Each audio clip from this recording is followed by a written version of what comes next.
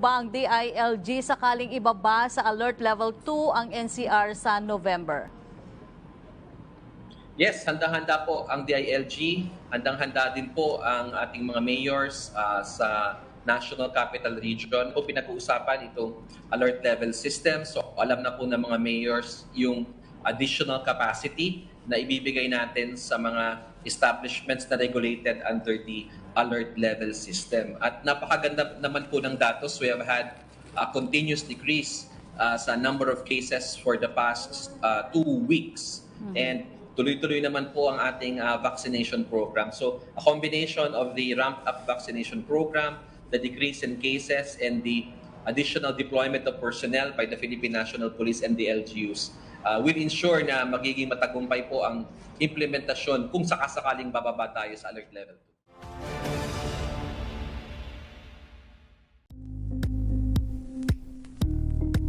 Thank you for watching Politico TV. Please like and subscribe to our channel for more videos.